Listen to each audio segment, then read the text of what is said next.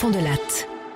L'aide médicale d'État, c'est-à-dire la possibilité pour des étrangers de venir se faire soigner gratuitement en France, est un sujet récurrent du débat politique. Eh bien, dans mon histoire d'aujourd'hui, ce sujet de débat va prendre un visage. Le visage d'un petit Algérien de 1 an, Wassim, atteint d'une leucémie aiguë et qui aujourd'hui sans doute serait mort s'il n'avait pas été soigné, greffé, dans un hôpital français, en l'occurrence le CHU de Rouen.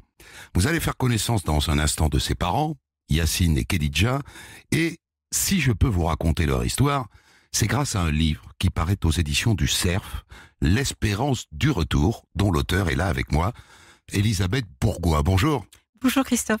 Cette histoire que voici, je l'ai écrite avec Christophe Dumazer, réalisation Céline Lebras.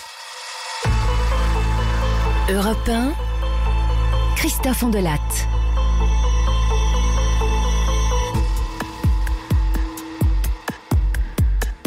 À Oran, en Algérie, Yacine et Khedidja se sont rencontrés sur Facebook, figurez-vous, dans une discussion en ligne sur comment comprendre les femmes.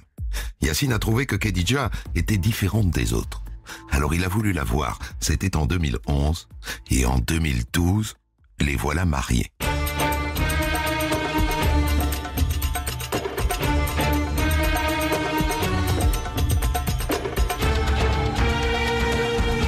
Yacine vient d'avoir 29 ans, il a fait une partie de ses études en France. À Oran, il a un magasin, une caverne d'Ali Baba où on vend des ordinateurs et de la quincaillerie. Khedidja a 23 ans, elle aussi a fait des études. Elle est en train de passer une licence d'anglais, mais pas forcément pour travailler. Elle se destine à être femme au foyer.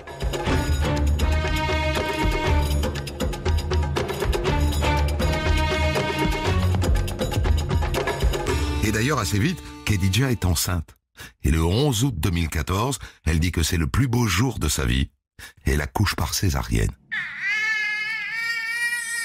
D'un petit garçon, Wassim. La famille débarque, et comme le veut la coutume, le grand-père, le père de Yacine, se penche sur le berceau, et il fait l'appel à la prière dans l'oreille droite du bébé. Allahu Akbar,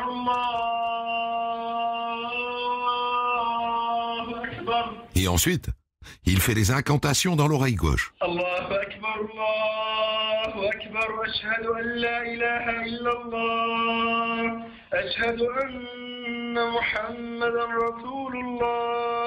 C'est la tradition.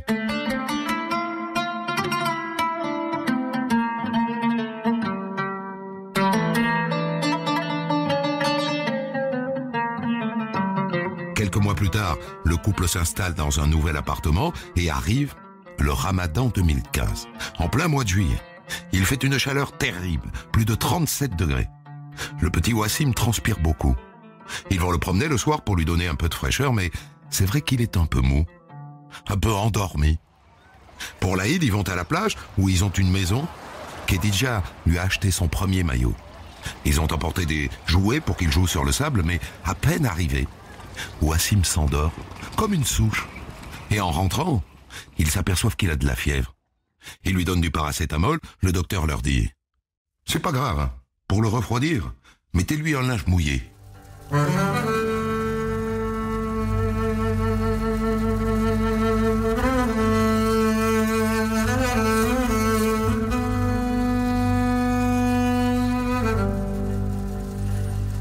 Le jour de ses 1 an, Wassim s'endort sur son trotteur, épuisé. Et en fin de journée, il est tout pâle. Ses yeux se mettent à gonfler comme son ventre. Et la fièvre monte encore. 40. Ça dure comme ça 3 jours. Ils vont voir un autre médecin, une femme. Il est vraiment très pâle. Je pense que c'est une otite.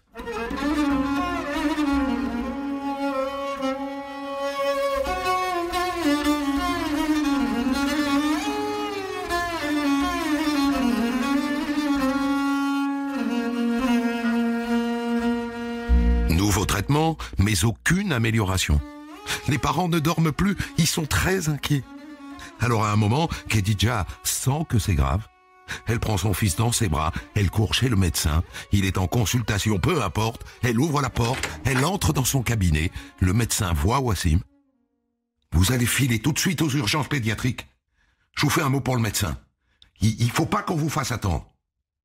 Les parents foncent à l'hôpital, on l'ausculte, on lui pose une perfusion, on lui fait un myélogramme, une ponction. Et après, on donne le tout aux parents. Je vous donne les prélèvements. Hein. À l'hôpital, il nous faudrait 10 jours pour avoir les résultats. Allez dans un labo privé. On donne au père une lame et des tubes. Et le père connaît un médecin dans un autre hôpital. Il court lui porter les échantillons à analyser. Et puis il revient.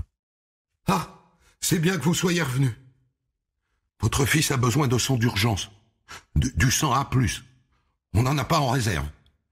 Il faut que vous trouviez des membres de votre famille ou des amis qui ont le même groupe. Le père doit trouver le sang lui-même. Heureusement, dans le couloir, il croise un interne qu'il connaît. Ah, tu peux me sauver, mon ami. Mon fils est hospitalisé ici. Il a besoin de sang A+. Il n'y en a pas. J'ai eu mon frère, il est A+. Il peut donner son sang, mais demain. C'est urgent, il faut que tu m'aides. Ok. Je vais te trouver du sang. On en a, en vérité. Et ton frère nous donnera son sang demain matin pour le remplacer, d'accord? Oh, merci. Merci beaucoup. Inch'Allah. Et que ton fils guérisse.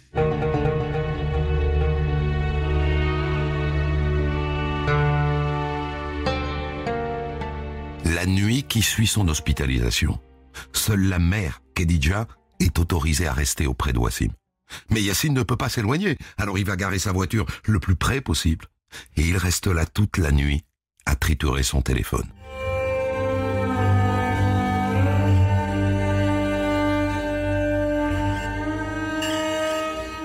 Dans la chambre, on a commencé à faire la transfusion au petit Wassim. Il a toujours beaucoup de fièvre. Sa mère tente de le rafraîchir avec un linge mouillé. Et puis d'un coup, il se met à trembler. La mère elle-même lui prend la température, 35 degrés. Elle fonce chercher l'infirmière. « Venez! Venez vite !» Le temps que l'infirmière arrive, Khedija revient dans la chambre, elle reprend la température à Wassim. 40 degrés. L'infirmière arrête la transfusion. Il fait un choc septique. Elle lui administre un antihistaminique. Et puis elle repart se coucher, sans un mot de plus.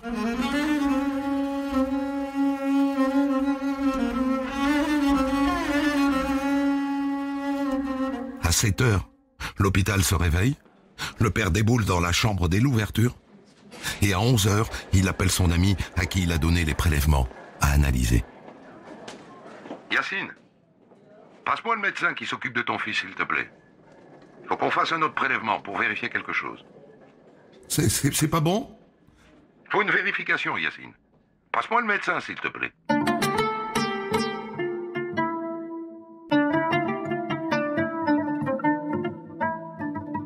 On commence par leur dire: les analyses de sang ne sont pas bonnes. Les plaquettes sont trop basses. Le taux de globules blancs est trop élevé. Celui des globules rouges est très bas. Ils ne comprennent rien. Et après, on leur donne toute une liste d'examens à aller faire dans l'hôpital. Scanner, échographie. Et pendant la radio pulmonaire, la mère voit des petites boules sur l'écran. « C'est quoi ça, docteur ?» Demandez à votre médecin. À 16 heures, l'hôpital appelle Yassine au téléphone. Et le couperet tombe. « C'est une leucémie, monsieur. Votre fils a une leucémie. Vous devez lui trouver de toute urgence une place à l'hôpital des cancéreux. »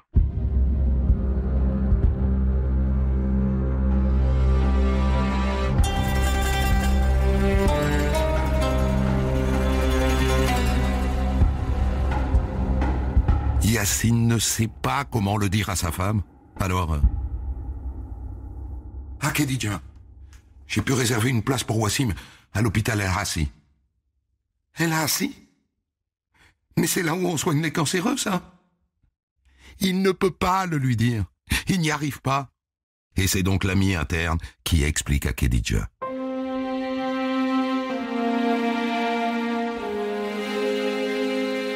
Le lendemain matin, alors, on va vous transférer dans une demi-heure dans un autre hôpital. Vous savez, madame, ce qu'a votre fils? Oui. On m'a dit qu'il avait une leucémie aiguë. Ah, on vous l'a dit? Madame, je vais me permettre de vous donner un conseil.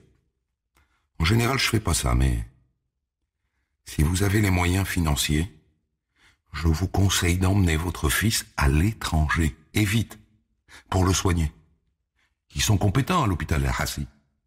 Mais un bébé d'1 an, honnêtement, ils n'ont pas les moyens. Voilà.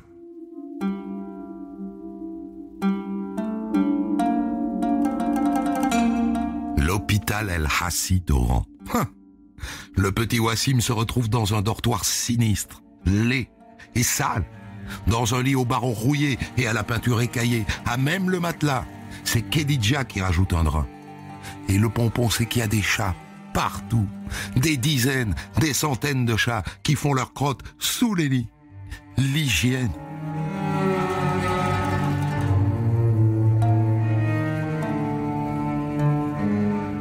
Le médecin les reçoit dans son bureau.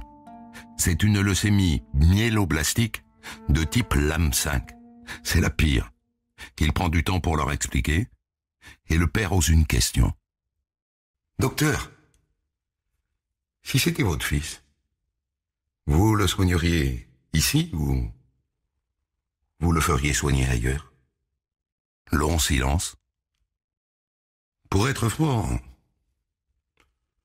je l'emmènerai ailleurs. Ailleurs, à l'étranger, ils auront plus de moyens, plus de médicaments, mais attention, hein. En attendant, là, on va tout faire pour le soigner.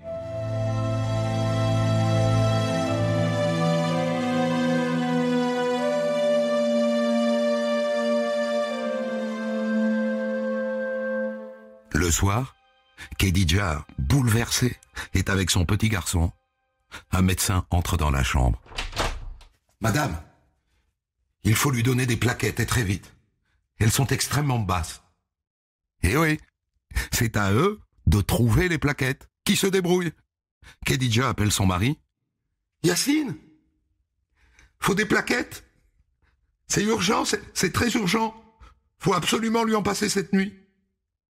En Algérie, seuls les hommes peuvent donner des plaquettes. Pas les femmes. Yacine appelle ses amis, ses frères, on leur fait un test. 2 d'entre eux peuvent donner leurs plaquettes. Sauvé.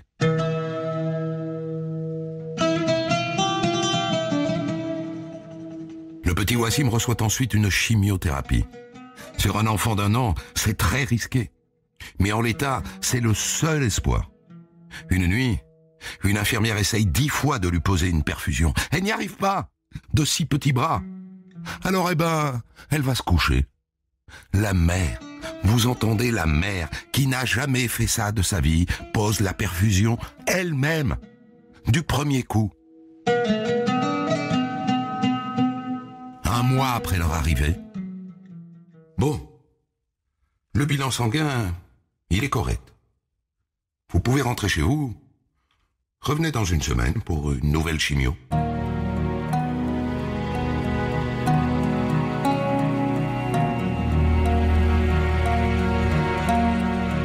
Une nouvelle chimio, oui. Mais pour sauver Wassim, il faudrait une greffe de moelle osseuse. Et en Algérie, sur un enfant de moins de 5 ans, c'est impossible. Il faut l'emmener à l'étranger. C'est la seule manière de le sauver. Yacine commence à envoyer le rapport médical à des hôpitaux français et belges, pourvu qu'ils le lisent. Et les frères lancent des bouteilles à la mer sur Facebook. Et c'est sur Facebook que ça mord. Un coup de fil d'Allemagne.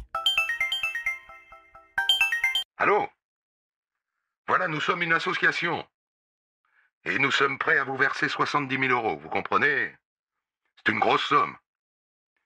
Il faudrait que vous nous prouviez votre bonne foi. Oui, bien sûr. Qu'est-ce que je dois faire? Eh bien, écoutez, envoyez-nous 30 000 €. Des escrocs. Yacine est tombé sur des escrocs et heureusement, il a senti le coup foireux. On de la raconte, la suite de votre récit.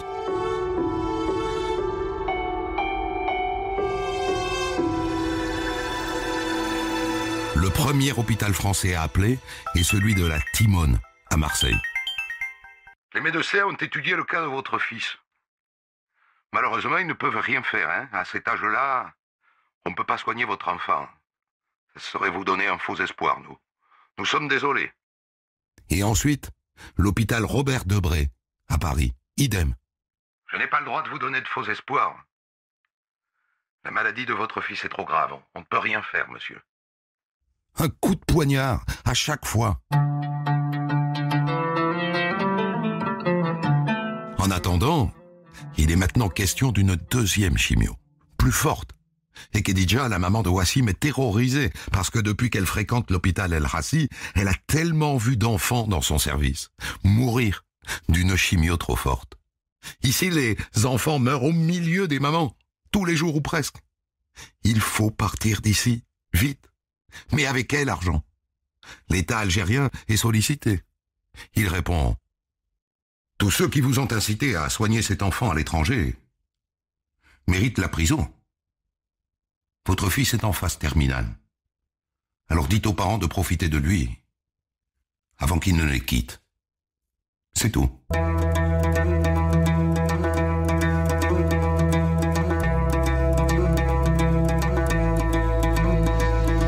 Mais les parents obtiennent un visa Schengen et ils prennent un avion pour la France, sans aucun rendez-vous. Est-ce qu'ils reviendront à Oran à 2 ou à 3? En France, une tante les accueille à Antony, près de Paris. Et là, ouf, ils apprennent par un coup de fil d'Algérie qu'un professeur d'Oran leur a pris un rendez-vous avec un professeur d'oncologie pédiatrique au CHU de Rouen, le professeur Fagnier, un ponte. Vous serez accueillis là-bas par une association qui s'appelle Ayada. Ils aident les familles comme vous qui vont chercher des soins en France.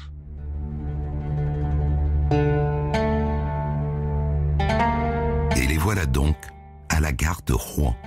Et maintenant à l'hôpital de Rouen. Quel contraste avec l'hôpital d'Oran. C'est propre, c'est calme.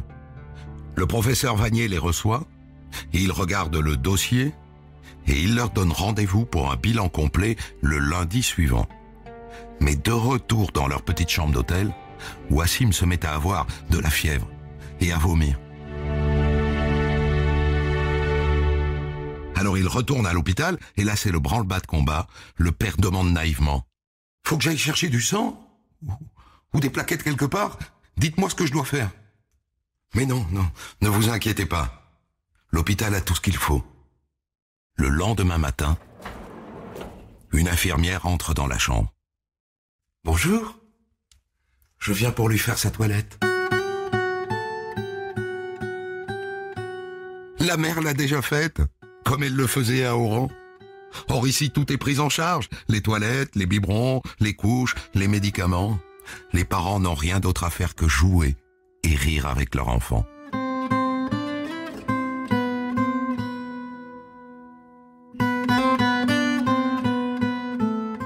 Le professeur Vanier leur dit: je sais que tout ne vous a pas semblé parfait à Oran, hein.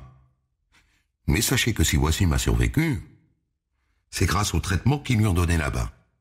Et la bonne nouvelle, c'est que ça n'est pas une leucémie de type LAM5, c'est une leucémie de type LAM2, c'est moins grave.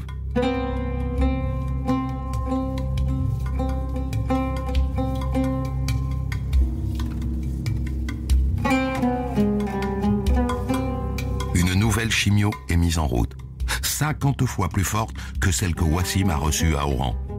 Et puis une deuxième. Les parents sont maintenant hébergés dans un meublé touristique que leur a trouvé l'association de l'hôpital Vie et Espoir.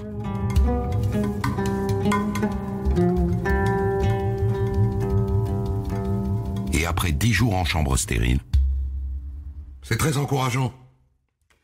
Les blastes ont baissé. Je vous annonce que Wassim est en rémission. Vous pouvez considérer qu'il est guéri. Il y a 60% de chances qu'il soit complètement sorti d'affaire. Vous pouvez rentrer en Algérie. Ils ne comprennent pas. Ils ont peur. Et si, une fois rentré à Oran, il fait une rechute, hein? Alors le père dit au professeur: si vous le voulez bien, par prudence, hein, on va rester ici encore 1 an, à Rouen.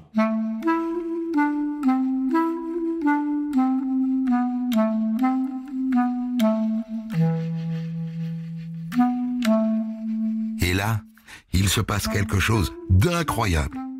Khedija tombe enceinte de jumeaux, ou plutôt de jumelles. Quelle nouvelle! Elle est folle de joie. 2 filles d'un coup. Sauf qu'assez vite, il y a un problème. Nous sommes, madame, face à un syndrome qu'on appelle transfuseur-transfusé. C'est-à-dire que l'un des fœtus capte le débit sanguin aux dépens de l'autre. Si on ne fait rien, vous allez perdre les 2 bébés. Il faut opérer tout de suite. On va organiser ça pour après-demain. L'opération se passe bien, mais selon la loi de l'emmerdement maximum... Allô? Bonjour, ici le service du professeur Vanier. Il voudrait vous voir. Rapidement. Wassim fait une rechute. Il faut à nouveau l'hospitaliser. Nouvelle chimio et mauvaise nouvelle. Les cellules cancéreuses ont pénétré le liquide céphalo-rachidien et le cerveau. Nous devrons envisager une greffe dans les plus brefs délais. On a commencé la recherche d'un donneur compatible. Il y a un autre espoir. Le sang du cordon ombilical des jumelles.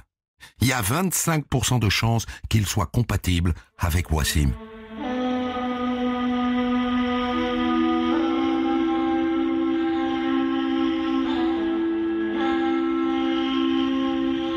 Et à partir de là, se jouent en parallèle 2 histoires.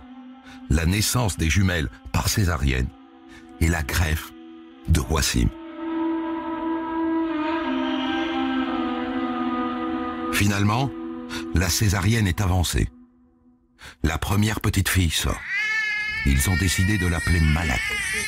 Et puis la deuxième, Dayena.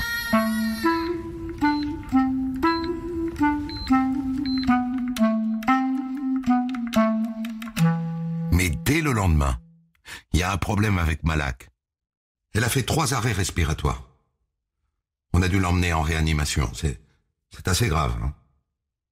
Ce serait bien que vous veniez la voir à temps.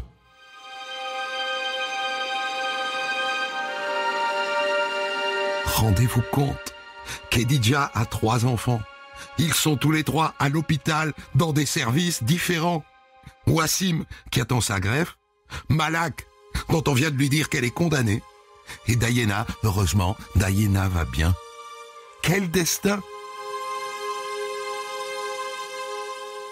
On vient chercher Khedija dans sa chambre. Venez, madame. Et on lui met la petite Malak dans les bras. Son cœur bat encore un peu. Si peu. Et il s'arrête de battre. Khedija est déchirée de douleur. Elle a 24 ans. Elle vient de perdre une petite fille. L'autre est une grande prématurée. Sa vie est si fragile. Et le 3e a une leucémie et il frôle la mort tous les jours.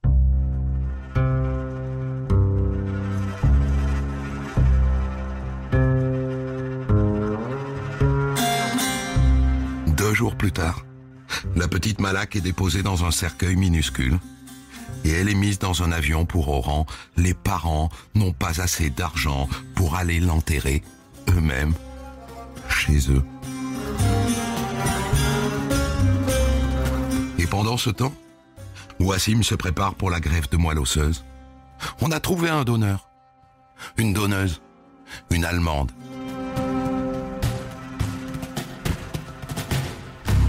Mais maintenant, il faut préparer Wassim à la greffe. Une chimio très lourde pour détruire sa moelle osseuse malade, et puis son entrée dans une bulle, une chambre stérile.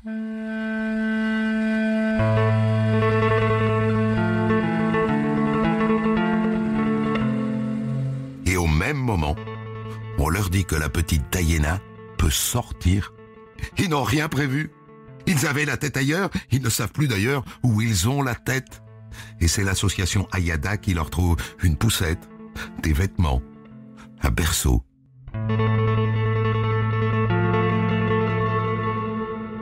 Bien. Le prélèvement va arriver à 14h. On va commencer la greffe à 14h30, d'accord ?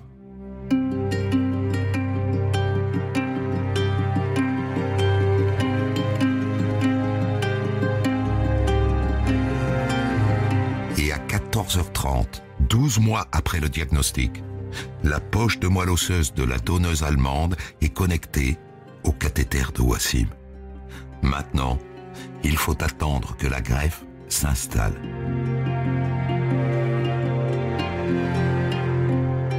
Au même moment, Khedija va chercher sa fille Dayena. Elle s'arrête un long moment devant la porte de son fils. Faut pas rester là, madame. Rentrez chez vous, soufflez un peu, dormez et mangez quelque chose. Vous n'allez pas tenir comme ça, d'autant plus que vous la nourrissez, n'est-ce pas?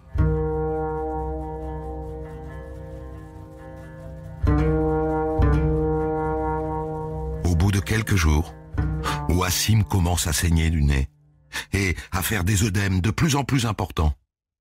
14 jours après sa greffe, on les empêche d'entrer dans la chambre. « Madame, monsieur, le médecin veut vous voir. Venez. » Wassim fait une MVO, c'est gravissime. On vient de l'envoyer en réa. En réa? Mais je viens de perdre ma fille en réa. Il va s'en sortir? Dites-moi qu'il va s'en sortir. Je sais pas, monsieur. Courage. On fait le maximum. Wassim vient d'être emmené là où il y a quelques semaines, sa petite sœur est morte. Khedija a la tête qui tourne. Et elle tombe. Et une infirmière la rattrape de justesse. Respirez à fond. Ouvrez les yeux. C'est bien.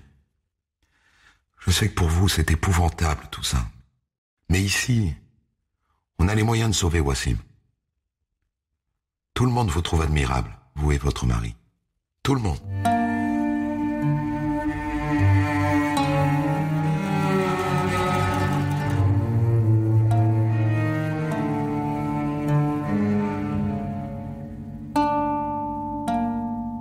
Le deuxième jour en réa, le ventre de Wassim se met à gonfler. On ne peut rien faire de plus. On a fait tout ce qui est en notre pouvoir. Il a une faible chance de s'en sortir. Très faible.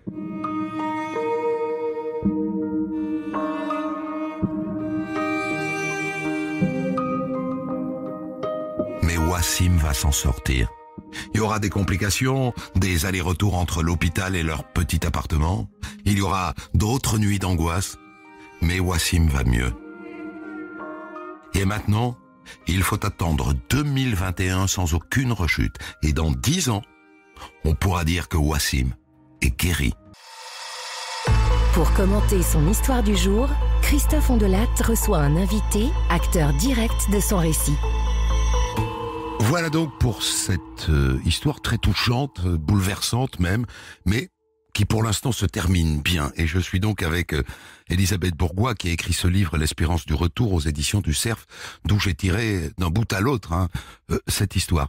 Un mot peut-être d'abord, Elisabeth Bourgois, sur la situation des parents aujourd'hui. Tout le monde est toujours à Rouen. Alors tout le monde est toujours à Rouen, le petit Wassim va beaucoup mieux, donc il saute dans mes bras, il m'appelle Tata Zabeth. C'est quelque chose de très fort qui s'est créé entre nous. La petite Diana est toute bellotte et toute bien. Et les parents n'attendent qu'une chose, c'est d'avoir enfin une signature de la part de la préfecture qui les autorise à avoir un droit de séjour par titre humanitaire. Parce que pour l'instant, ils sont sans papier, soyons Pour l'instant, soyons depuis clairs. quelques mois, ils n'ont plus aucun statut. Donc Ouais. ils sont sans papier, sans ressources, sans rien. Leur objectif, c'est quoi? Leur objectif, c'est de rentrer, de pouvoir surveiller leur enfant au maximum en France, parce qu'il en a encore besoin, et en même temps pouvoir faire des allers-retours en Algérie, parce que comme tout le monde a besoin de son terroir, a besoin de sa famille, les enfants ont besoin de courir, de connaître leurs petits cousins, de mettre leurs pieds dans la Méditerranée, de trouver ce beau pays, enfin de revivre normalement, et pour les parents, enfin le papa, de retrouver du boulot. Il a, lui, fait ce que ne font pas beaucoup de pères algériens, entre autres, c'est qu'il est resté avec sa femme. Nombreux sont les pères qui lâchent maman et bébé en France et puis il retourne au pays et débrouille-toi. Ouais. Ce qui est une catastrophe pour beaucoup de familles. Là, on a un couple très moderne, en vérité. On a un couple en même temps très moderne, Et très traditionnel aussi. et très traditionnel. Toute cette histoire que vous avez racontée avec beaucoup d'émotion, Christophe, en fait, je leur ai demandé aux 2 parents de l'écrire séparément sans se concerter. Et ça a été très étonnant parce qu'il y avait le regard de l'homme, de la femme, et ils ont retrouvé dans leurs souvenirs des points communs et d'autres choses. Ils ont, tiens, t'as vécu ça à ce moment-là et moi j'ai vécu ça à ce moment-là. C'est vraiment été une richesse d'écrire ça à 3. Et je voulais aussi, au point de vue donc de la situation, par rapport à ce que vous disiez au début de Oui, l'émission. j'ai parlé au début de l'aide médicale d'État. Oui. C'est-à-dire que quand Wassim est arrivé en France, on ne leur a pas demandé de faire l'avance de l'argent, on l'a opéré, on l'a soigné. Oui. Cela dit, maintenant, il est question de récupérer une partie de cette somme auprès de l'État algérien, c'est ça? Alors en fait, si vous voulez, c'est ça un petit peu le problème, c'est qu'il y a des ententes entre les pays, que ce soit avec tous les pays du Maghreb, avec les États-Unis, la Belgique, la Suisse, l'Italie, l'Angleterre. Quand un étranger vient se soigner en France, théoriquement, le pays d'où il vient participe aux frais. Mais malheureusement, tous ces pays que je viens de citer doivent énormément d'argent à la France. Je pense que ça irait mieux si on arrivait à recouvrir cet argent. Mais Par personne contre, ne la paye. France, personne ne paye. L'Algérie n'a pas payé pour l'opération de Wassim. Ben voilà. C'est-à-dire, c'est le contribuable français, à ce jour, qui a payé. On est d'accord? Oui, c'est tout à fait ça. Mais bon, ils ont sauvé la vie de cet enfant qui vraiment devrait pas être là. Moi, je me dis, il a un destin particulier. Et c'est ça aussi l'explication du titre du livre, L'Espérance du retour. C'est que Yacine et Khadija n'ont pas envie de vivre au crochet de la France. Ils veulent rentrer chez eux. Il y a des problèmes de visa aujourd'hui et de papier. C'est tout bête, quoi. Qu'est-ce qui vous a intéressé dans cette histoire? Je me suis beaucoup posé la question en lisant votre livre, en écrivant cette histoire, parce que pour moi, c'est une opportunité formidable de raconter une histoire comme celle-là de l'intérieur. Mais je me suis dit, qu'est-ce qui fait qu'une dame française, qui doit avoir à peu près mon âge, dans la cinquantaine... Oh, c'est gentil, Christophe. Tout d'un coup s'intéresse à cette histoire très singulière de ce couple d'Algériens. En fait, moi, je suis infirmière de base et j'ai écrit énormément de romans basés sur vraiment sur les maladies diverses et variées. Et alors, c'est ça le mystère, parce que je suis devenue copine sur Facebook avec la grand-mère du petit Wassim. Ça commence comme ça. Ça commence comme ça. Et puis, comme souvent, on voit des visages d'enfants dans un état abominable et on appelle au secours parce qu'il faut de l'argent. Et je ne sais pas pourquoi, cette famille m'a tapé dans le cœur, quoi. Et un jour, avec beaucoup de prudence, beaucoup de prudence, j'ai donné un premier coup de fil aux parents. Comme ça. Et puis après, je suis allée les voir avec d'autres personnes algériennes. On a partagé le couscous, comme ça. Et puis après, je me suis dit, mais quand même, ils ont besoin d'aide. Et moi, la seule chose que je sache faire, c'est écrire. Voilà. Donc, j'ai mis ma plume à leur disposition. Ils ont réfléchi. Et c'est pour ça qu'ils sont aussi très, très discrets, parce que pour eux, cette histoire, c'est une histoire universelle. Et ce que me disait le professeur Vanier, c'est de l'expliquer, montre qu'il y a énormément de gens qui vivent la même chose, mais qu'on va peut-être juger d'extérieur. Moi, j'étais comme tout le monde. D'abord, on a une grosse différence de culture et de religion, donc on a essayé de s'apprivoiser l'un l'autre. Il y a une espèce de confiance absolument extraordinaire qui s'est créée entre nous et qui m'a permis de faire ce livre. Il faut qu'on revienne au début de l'histoire, à ce moment où la maladie est diagnostiquée, puisque il y a plein de choses positives en fait dans ce début d'histoire en Algérie. Ils savent diagnostiquer cette maladie. On n'est pas dans un système médical totalement défaillant. D'autres pays n'auraient pas su poser le diagnostic. Ils savent le poser. Mais il y a ce moment terrible où ils doivent dire aux parents, si vous voulez vraiment qu'ils vivent, alors il faut partir. En fait, j'ai pu visiter cet hôpital oncologique. J'ai été ahurie en tant qu'infirmière. En quelques minutes, on se rend bien compte des choses. Il y a des cliniques, des hôpitaux de très très modernes, mais pas réservés à la population ordinaire. Et en fait, même en Algérie, j'ai retrouvé une enquête récente où il y a plus de 9300 médecins algériens qui travaillent en France, faute de pouvoir exercer leur art comme ils le voudraient en Algérie. Avec une juste rémunération, je suppose. Une rémunération un peu mieux. Donc et la plupart l'élite des médecins algériens, en fait, est chez nous. Oui, mais non, il y a aussi de très bons médecins en Algérie. Le problème, c'est un problème je crois que là-bas, ça peut-être explique aussi toute cette crise algérienne d'aujourd'hui, où on a une capacité, on a un pays qui est moi j'ai été subjuguée par la beauté de ce pays. Mais si on n'a pas de piston, on n'est pas soigné. Ouais, mais il y a aussi énormément de jeunes Algériens formés, éduqués, qui suivent des grandes études et qui se retrouvent tout d'un coup avec un manque de moyens, ce qui fait que s'il faut chercher du sang, s'il faut chercher pour avoir un scanner, s'il faut chercher la greffe là-bas, on la fait pas avant l'âge de 5 ans. Donc l'enfant étant trop petit, on s'est dit on leur a dit aux parents, avec le coût pour votre enfant, avec ça, on pourrait en soigner 4 autres. Ça vaut pas la peine. La position des médecins qui les prennent à part et qui leur disent, si j'étais vous, j'irais en France. Oui. Parce que c'est ça qu'ils disent, en vérité. Oui, voilà. Il n'est pas question d'aller ailleurs qu'en France. La plupart d'entre eux ont été formés en France, ont fait une partie de leurs études en France. Oui, mais il y en a aussi l'Allemagne ou l'Angleterre aussi qui accueillent pas mal. Aussi. Et donc leur position est folle, quoi. Non, on fait ce qu'on peut. D'ailleurs, ils ont sauvé ils l'ont sauvé.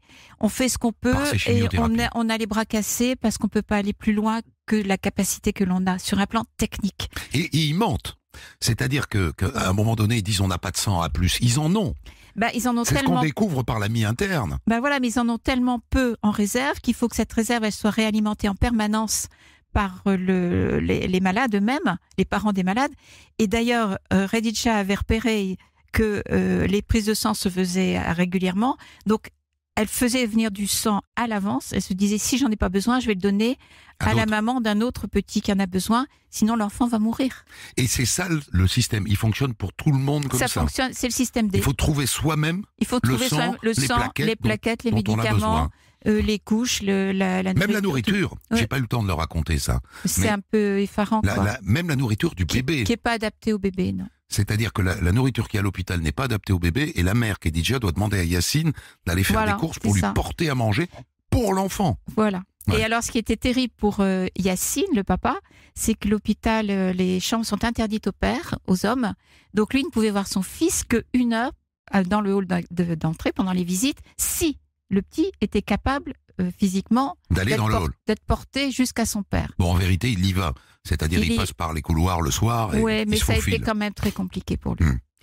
Il y a un côté, je me regarde, je me désole, je me compare, je me console dans votre histoire. Oui. C'est-à-dire, dans la seconde où ils mettent les pieds en France, on gonfle un peu le torse, on dit, chez nous quand même. Notre médecine se tient, nos hôpitaux se tiennent. Ah ouais, mais c'est extraordinaire. Et toutes les équipes médicales, et d'ailleurs ce livre, on l'a offert à tous les membres de l'hôpital de Rouen pour les remercier de ce qu'ils ont fait. Mais n'empêche que quand on s'imagine soi-même avoir un enfant malade, devoir courir dans un pays étranger, tout abandonner, son métier, son boulot, sa famille, sa culture, sa religion, tout pour son enfant, et se retrouver avec cette obsession, c'est mon enfant, mon enfant, mon enfant, mon enfant. Enfin, on ne vit plus du tout une vie normale, et c'est vraiment compliqué. Et ce que vit ce jeune couple, il est vécu par des tas de gens. Donc, mais votre histoire, d'une certaine manière, contribue à nous rendre assez fiers de notre système. Je pense qu'on peut être heureux de notre système. Oui, en ce moment. Bien sûr. Oui, mais en tant qu'infirmière, je me rends compte aussi que les conditions de travail sont vraiment compliqué aussi, c'est épuisant, ça devient de plus en plus technique et pour un salaire ridicule. Donc voilà, mais vive la France, vive la France. Il y a tout de même justement concernant les hôpitaux français 2 épisodes que j'ai trouvés intéressants et qui me laissent songeur. Le refus de l'hôpital de la Timone qui dit que cet enfant est incurable et le refus de Robert Debré qui dit que cet enfant est incurable. Il n'est pas incurable puisqu'il est soigné quelque temps plus tard à Rouen. Il était sans doute soignable à la Timone. Oui, mais il l'avait pas vu. Ils avaient jugé sur un dossier et avec, entre autres, une erreur de diagnostic de la part sur le LAM 5, LAM 2. Voilà. Et c'est à Rouen où ils ont refait les examens. Le grand-père a apporté les premières lames en avion. Il a apporté tout ça pour vraiment faire une comparaison. Et c'est parce que l'enfant était en détresse qu'ils l'avaient devant eux qu'ils l'ont sauvé. Je me suis demandé tout de même si quelques hôpitaux français n'essayaient pas de repousser ces dossiers venus de l'étranger qui leur coûtent cher, disons les choses, possiblement. Peut-être. Alors il y a un épisode qui est, il y a un moment j'ai appelé ça la loi de l'emmerdement maximum, et il y a un moment on se dit ces gens, qu'est-ce qu'ils ont fait pour qu'il leur arrive tout ça Elle tombe enceinte, donc c'est presque la bonne nouvelle qui viendrait redonner un peu d'espoir, mais non. Elle met au monde 2 jumelles et l'une de ces 2 enfants meurt 4 jours après la naissance. Et donc le système médical français sauve Wassim. Et il sauve l'une des 2 jumelles, car en vérité, en Algérie, elles seraient mortes sans doute toutes les 2. Ah oui. Oui, tout à fait. C'est-à-dire que leurs 2 enfants sont sauvés par le système médical français. Oui, et c'est vrai qu'il y a un passage où le pauvre papa Yacine, et là, il sait plus dans quelle chambre d'hôpital aller. Il sait plus s'il doit aller voir son petit garçon qui est dans une chambre, sa femme qui est en maternité, sa petite malade qui est en réa, et l'autre qui est enfin, c'est inconcevable. C'est pour ça que même dans le livre, je me suis arrêtée en disant, bon, je laisse le lecteur souffler. Cette fois, c'est pas du roman, parce que mon éditeur aurait dit non, vous exagérez. C'est vraiment une situation, ce qu'on appelle un nœud dramatique majeur, mais c'est vraiment un nœud dramatique majeur. Moi, j'appelle ça la loi de l'emmerdement maximum, mais vous avez raison, c'est un nœud dramatique majeur. Mais alors qu'en fait, au moment où on a annoncé à Redidja qu'elle était enceinte, en plus de 2 petites filles, elle a eu le fou rire de sa vie, parce que tout d'un coup, c'était cet enfant lui redonnait goût à la vie. Et c'est vrai que cette petite Diana, qui est toute bellotte, toute mignonne, toute discrète, toute souriante, elle fait tout. Elle est un support. Elle est elle a une espèce de puissance malgré qui est extraordinaire. C'est quand même un cadeau là. Un cadeau. Ils ne peuvent pas rentrer en Algérie pour enterrer leur bébé mort. Ça, c'est une. Non, parce qu'ils n'avaient pas. Ils n'auraient pas pu rentrer. Ils n'avaient pas de visa. Il n'aurait pas pu revenir. Non. Je suis allée à Oran, sur la tombe de la petite Malak, avec l'autre grand-mère. Donc c'est moi qui suis tombée en pleurs, parce que c'est très, très émouvant. Très émouvant. Et là aussi, c'est pour ça, l'espérance du retour. Aller voir leur petite fille là-bas. Alors, on a compris que vous ne doutez pas de la nécessité pour un pays riche comme la France de soigner ces enfants-là. Vous savez aussi que, inévitablement, cette histoire va faire débat sur les réseaux sociaux. Bien sûr. Vous n'avez aucun doute là-dessus. La France doit continuer d'accueillir tous ces enfants, de les soigner tous, même si elle ne récupérera jamais 1 euro. Il y a plusieurs points dans ce que vous dites. Il y a d'abord la grandeur d'une société civilisée, qui est la valeur de la vie. Voilà, c'est ça. L'autre chose, c'est d'avoir une politique qui permette avec raison, de pouvoir se faire payer par les pays qui ont de l'argent. L'Algérie a de l'argent. L'Algérie met peut-être pas bien les moyens, je vais pas faire de la politique ni l'économie. Oui, voilà, ils ont du gaz. Avec l'argent du gaz, ils pourraient payer les factures des hôpitaux français. Bah oui. Et puis surtout, faire ça chez eux, parce qu'ils ont les capacités humaines, ils ont les capacités financières. C'est simplement une histoire de réorganisation. Et de volonté. Et de volonté. Et les gens, c'est pas agréable d'aller se faire soigner dans un autre pays. On est bien plus content de se faire soigner chez soi. Donc c'est vraiment toute l'aide qu'on pourrait leur donner. Vous savez, j'ai quelquefois l'impression, en ayant visité Oran, c'est qu'on voudrait mettre un joli palmier à pousser dans nos pays lointains, en Sibérie par exemple. On a besoin de sa terre, on a besoin de sa culture, des odeurs, du rythme de vie qu'on connaît bien. Et c'est déjà difficile d'avoir un enfant malade qu'en plus on est déraciné. On est déraciné, c'est une catastrophe. Donc il y a les deux choses, il y a la grandeur humaine, c'est-à-dire que on se doit de soigner tout le monde, et puis il y a une raison économique où il faut vraiment s'y attacher. Il faut vraiment réfléchir à ça. Est-ce que vous avez une idée parce qu'on voit qu'il y a des associations qui existent, des dispositifs en vérité sont en place qui accompagnent tout ce système des Algériens, Marocains et Tunisiens probablement tout autant, venant se faire soigner en France. Vous avez une idée du nombre d'Algériens qui viennent se faire soigner dans le système hospitalier français chaque année? Non. Aucune idée. Je sais par exemple que l'association Ayada qui les a accueillis à Rouen fait vraiment énormément pour leur trouver un logement, pour retranscrire les papiers, tout. Vous avez l'association Vie et Espoir aussi qui les a beaucoup aidés, qui est attachée. La présence du système associatif semble indiquer qu'ils ne sont pas tout seuls, quoi. Ils ne sont pas tout seuls. Mais une fois que l'enfant est à peu près sorti de l'eau, hop, on laisse tomber la famille. Forcément, on ne peut pas tout faire. Merci Elisabeth Bourgois de m'avoir confié Christophe. Cette histoire que vous retrouverez, vous qui nous écoutez, dans ce livre qui s'appelle L'Espérance du Retour, qui paraît aux éditions du Cerf. Des centaines d'histoires disponibles sur vos plateformes d'écoute et sur europe1.fr.